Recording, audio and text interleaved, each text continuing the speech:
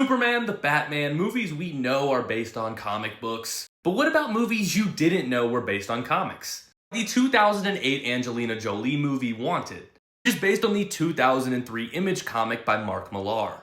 How about the 1996 Pamela Anderson movie Barbed Wire, which was based on a 1994 Dark Horse comic by John Arcudi?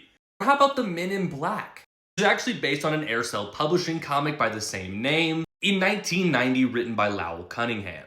For all my Richie Rich fans, the 1994 Richie Rich movie starring Macaulay Culkin was based on the 1960s Richie Rich comics.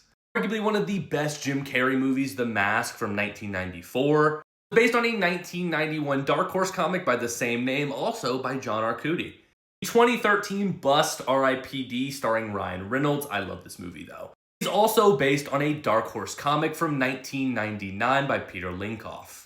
An animated movie like 2006's Over the Hedge, which was based on a 1996 comic by Michael Fry and T. Lewis. Denzel Washington and Mark Wahlberg's 2013 movie Two Guns, based on a Boom Studios comic called Two Guns by Stephen Grant.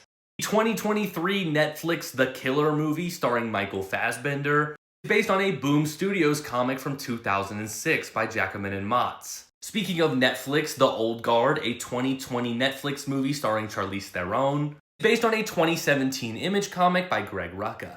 Most people know this, but the absolute classic Scott Pilgrim vs. the World came out in 2010 starring Michael Cera and a huge cast of other actors. It's based on the 2005 Oni Press comic Scott Pilgrim by Brian Lee O'Malley. The 2010 movie The Losers, which has an insane cast of actors, is based on the DC Vertigo title from 2003 written by Andy Diggle.